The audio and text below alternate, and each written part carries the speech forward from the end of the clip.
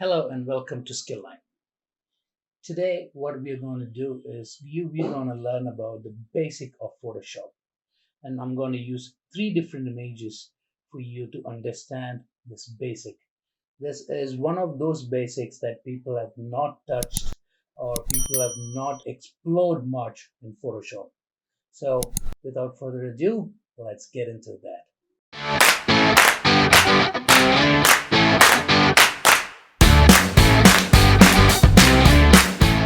Skillline, where learning meets fun. Skillline. The best there is, the best there was, and the best there ever will be.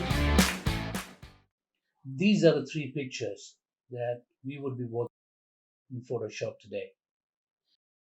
This image is by Larissa Kay from Pixabay.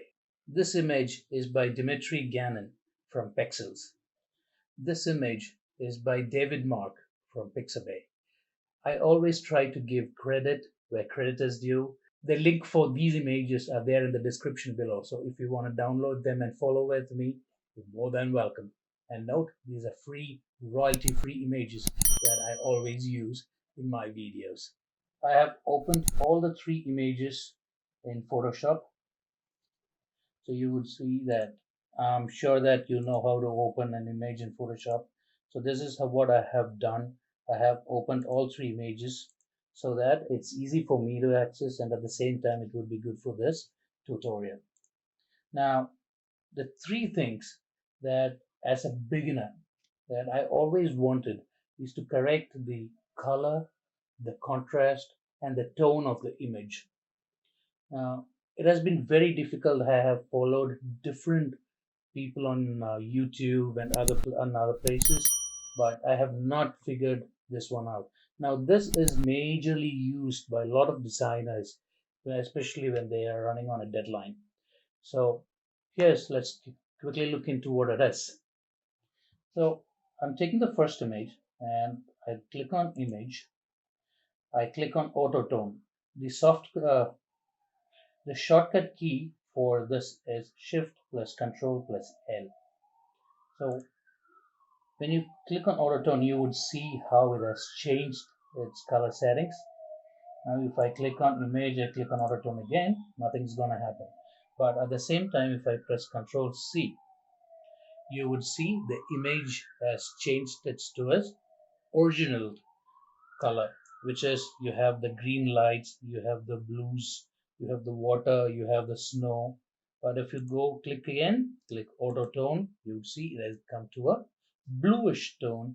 It looks like it's like a full moon night with little stars and bluish kind of sky. Now I'm taking this image. Let's look at the auto contrast. Now if you see in this image, you would see there are little shadows here. See a lady shadow over here. Now I'm taking it to auto contrast. You would see the shadow has slightly disappeared, but it is still there. Probably you may not be able to see this on this video, but if you download this and if you're able to follow along with me, you would be able to see that. So you would see here, and I'm changing it to auto contrast. You would see it has gone a little darker, and here it has become a little brighter. Now going with the third image, I'm clicking on auto color. You would see it has given me a natural light setting in terms of little bluish. You were able to see the rays of the sun. See, if it's the original picture is a little orangish, and the sky, the rays are all visible. But if you go ahead and click on auto color, it gives me a natural setting of light. So with this is a short video of basics of color toning and color contrast and auto color in Photoshop. I hope you enjoyed this video. If you did, please click on that subscribe button, click on that bell icon for future video notification, and at the same time, please go ahead, like, subscribe, and comment on this video. I'll be coming back with more. Ta-da!